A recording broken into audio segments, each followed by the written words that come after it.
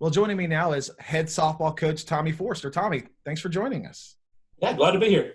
All right, Tommy, let's just get it out of the way right now. This spring, let's just talk about that. Walk me through your emotions of having the season canceled the way we did.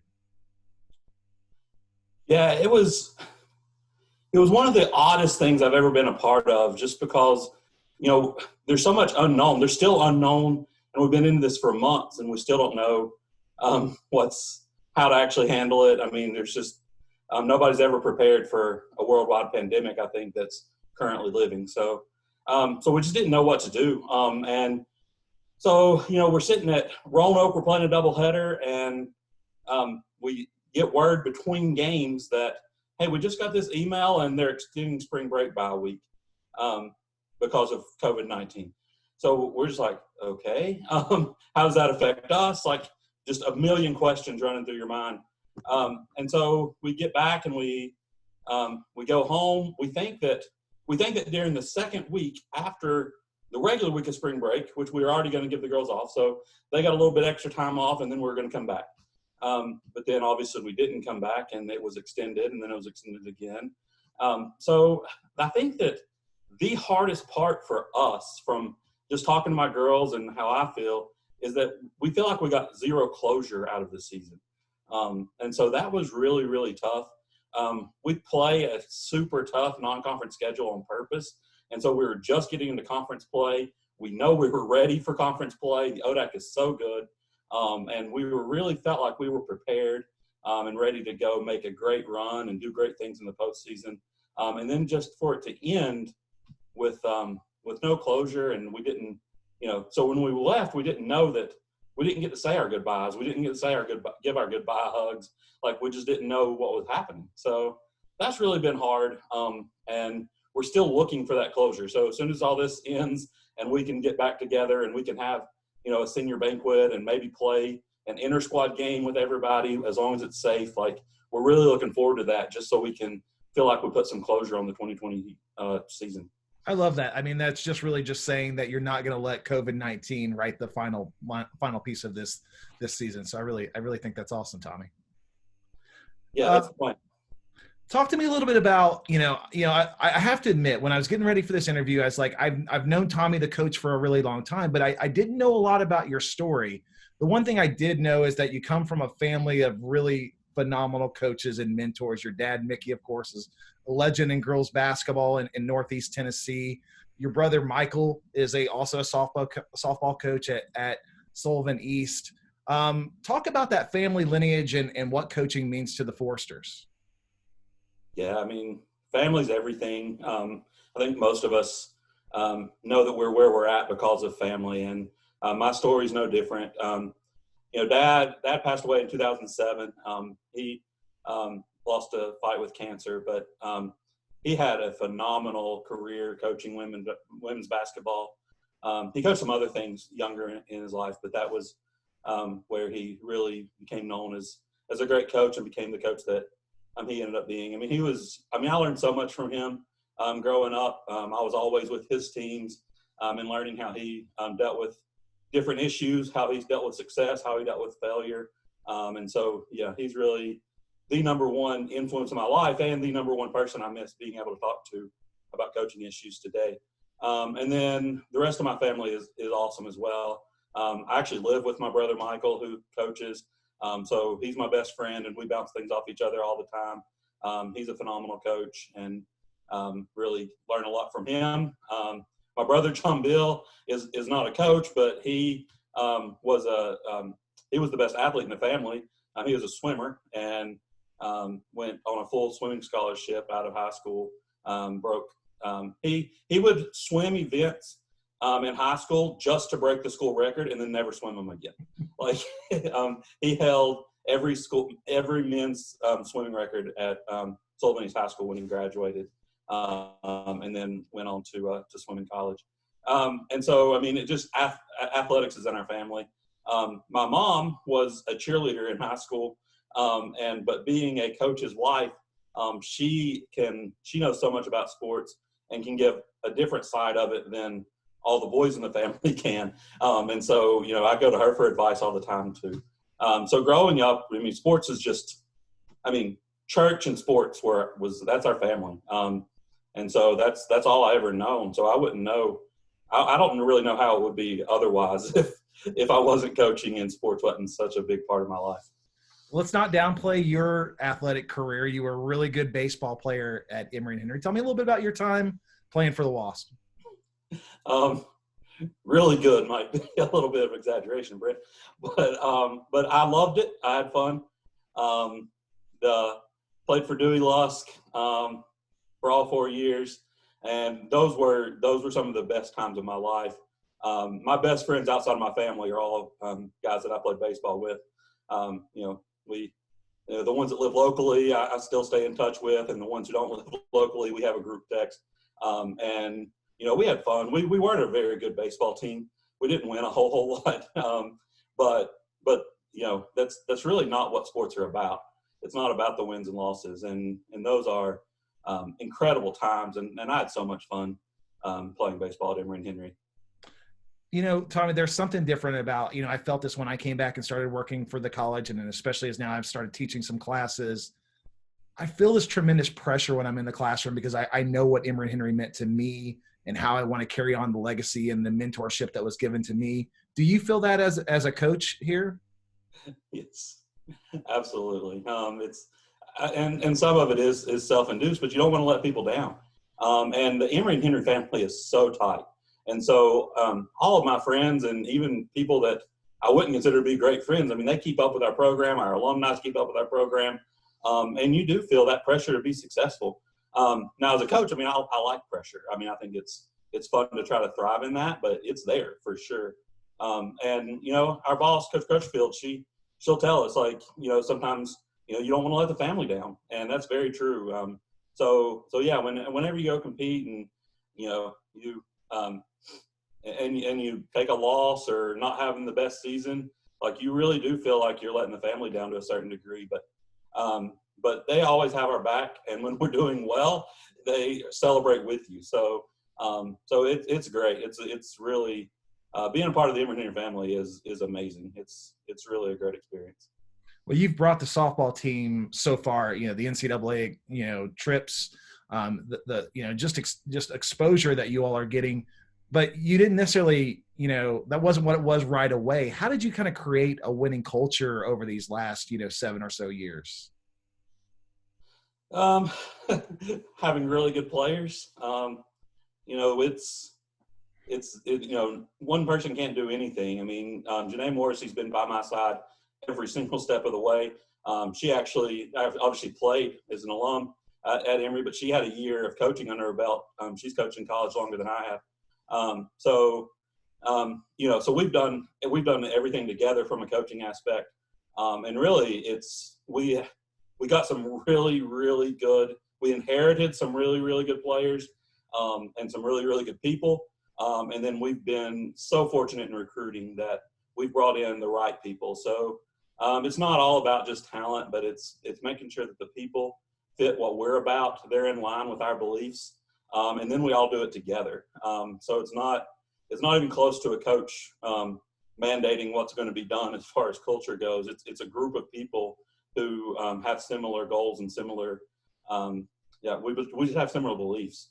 And so, it's awesome that Emory and Henry is the place where we've come together in order to try to make a difference. So we really focus our program a lot on, we want to be successful in everything we do, kind of a John Wooden philosophy. And so softball is just one of the things we do.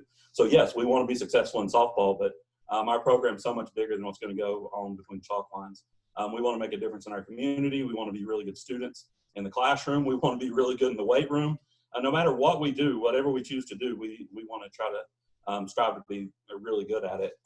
And we got a lot of people who believe that. We have team leaders who pass that on to the next generation. And it's really been fun building that culture.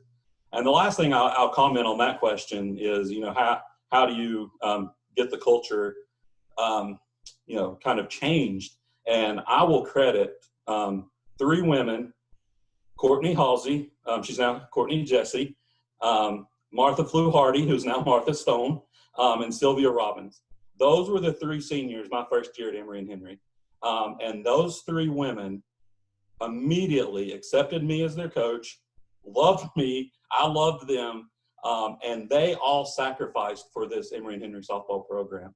They were willing to take a lesser role or do whatever they had to do in order, before they graduated, to see the wheels of improvement happen. And it's amazing what those three women did, the buy-in they had, and just the conversations that they had with their teammates, and the example they've shown, really just set the entire groundwork for my coaching foundation at Emory and Henry.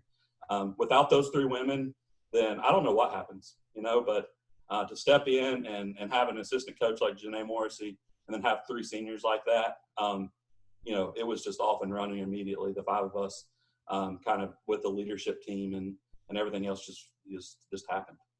When I think about your teams, Tommy, I think about the success that you've had on the field, but I'll be honest with you, the things I think about your team immediately, the first two things that come to my mind are faith and service. Why are those so important to you as a coach?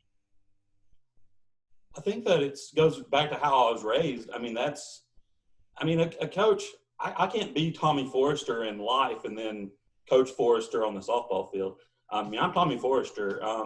Like it or don't like it or whatever, I try to be the same person, no matter if I'm at church, no matter if I'm home with my family, or if I'm on a softball field. And I really, my personal beliefs, my personal, things that I want to happen in my life is faith is number one. I think that we're here for a short amount of time, and we're supposed to serve God while we're here. That's my number one purpose in life. That's my number one purpose in my career. And so that is number one. And then everything else stems from that. So one of the things that I believe is that service and loving those around you, you love God and you love people. So it's important that our program be able to reach out and love our community, and do what we can to serve. And so, that makes me really happy that when you say, like, you think about our program, you think about those things, because really that's more important than wins and losses to me. Well, there's been lots of wins though, and I'm wondering how hard is it to keep that up, Tommy? I always think about that in terms of that. I think it's easy to have. It's not easy, but you can have one winning season. The things can fall the right way. But I feel like your team is one right now that, every year when we've come around to softball season, there's an expectation of winning. And I'm just wondering, I'm sure you feel that pressure. Yeah. In sports, winning is contagious and losing is contagious. We all know that. So you get on streaks. You get on streaks when you feel like nothing can go right. You get on streaks where you feel like nothing can go wrong. And for us, I don't recruit what some people consider to be D3 talent. I don't like that term. I think that it's a horrible way to look at it. What I recruit is the best women that I possibly can, as far as who they are as people and as far as who they are as ball players. And you find ones that, they easily, we have lots of girls on our team that could have gone and played Division I softball if that's what they chose to do. But they were looking for a small college family atmosphere that fit them. Our program fit them. And so, they're playing softball for us. And so when you are able to get people like that, the winning takes care of itself. You don't have to be a very good softball coach to sit out there and let Cam Durr or Alex Braun or Tiffany Cole give them the softball and go to the circle and pitch. You're going to be successful. And, I could go, I use the three main pitchers from the last couple of years, but we could go down through the lineup. We have phenomenal players up and down through the lineup. And it's really just been like when you have good players, you're gonna have success. And we go through slumps, we go through bad spells, but at the end, normally we've done pretty well at the end of the season. One of the things I really like about your team is just, where I shoot video from and pictures from, I get a pretty unique angle of the team and so forth. And it's fun to watch someone like a Haley Mintz, who was, one of the loudest cheerleaders last year, just doing her job last year in the role that she had. And then this year she was coming in and, I got to watch her hit her first home run, and she's out there playing. And there's several names that you can pull out of a hat. I think that's really speaks a lot about the culture that you've kind of created with the team, that everybody has a role. Yeah, I mean that's important. I mean, for us, we have in our locker room, there's a brick column, okay, and on the foundation is going to be our donors, our administration, our custodians, our sports information people, our communications people. So that's the bottom layer of bricks. And we've actually taken mortar, and I mean, this is a brick wall. I tried to move it a couple of years, just put it in a different corner. I couldn't budget. So this thing, it is a solid structure in our locker room. And then on top of our families, Ollie, I can't forget about them. Like, our families are everything. I mean, they're our biggest fans and biggest supporters. So those are the base. That's the base of our brick column. And then each year, every single freshman, if we get a transfer, if we get a new coach, whoever comes into our program, they get a brick, and we put them into the structure. Every single brick is the exact same size. So it's not like we take a Kaylee Hodge, who's the leading home run hitter at Emory and Henry, and give her this huge brick, and then we give somebody else this little tiny brick because maybe on the field they're not going to get the attention that Kaylee would get. No, I mean that's the most ridiculous thing I've ever heard. So every single person in our program is valued. Every single person in our program is important. And it's hard. Like if you have one of the lesser roles, what society would consider a lesser role, then, you don't get that attention. You don't, people, why aren't you getting the playing time? And that is some of the hardest things of coaching. That is some of the hardest things that like we feel are important as a program, that the girls have to understand and they have to buy in that, maybe I am a younger player who's not getting the playing time. That doesn't mean that I'm not important. That means that I need to learn. I need to do my role that I'm given now in order to move up. I heard an analogy one time about, if you're in a role that you don't like, then you have to do really well in that role if you want to move up. That's kind of how the world works. And so we want to, initiate that in our program as well. It doesn't mean that you satisfy for you're good with not playing. It just means that you realize, hey, I have to do well in this role. If my role now is to be a pinch hitter, I have to be the best dang pinch hitter I can possibly be, and then earn, that next step. And it's a hard sell, but it's a real sell. It's not fake. We're not trying to sell like something that's not true. It's how we're going to be successful. And the women on our team have done a good job of understanding that. Even when it's difficult, they've understood for the most part, and they bought in. I mean, Haley's a great example of what she's done in our program. I mean, having a phenomenal sophomore year when the season ended. She was actually just getting hot right there at the end. So it's kind of she was one of the many players that I felt bad for because I felt like she didn't get a full chance to show what she's capable of. Finally, Tommy, I want to get you out of here on this. I'm always interested in how people end up where they do. And so coaching, obviously, in the family blood. But how did you end up in softball specifically? I've been asked this before. I think like my best sport was baseball. As a little kid, I mean, I loved basketball. My dad was a basketball coach. And I always loved baseball too. So it was almost like whichever season I was in. But then as I got older, I was short and slow, and that doesn't really, and I couldn't jump. That didn't really fare too well for a good basketball player. But I was able to be an okay baseball player. So baseball became my favorite sport. But I grew up watching my dad coach women. And so I just always felt like that women's athletics are so awesome and maybe don't get the credit they deserve. And so I really just when I got the opportunity to coach women, I was nervous because, my dad had done it. I'd never done it. But when given that opportunity, I took advantage of it. And I've just always loved being able to be an advocate for women's sports and being able to coach women and try to build them and be a mentor. So I just always kind of had that passion for women's athletics, and then I had a passion for baseball. So if you want to try to marriage those two things, I think that the baby ended up being fast pitch softball, which is the best sport in the world. I'm convinced. I'm sorry if any of my baseball buddies are watching this. Baseball is my number 2.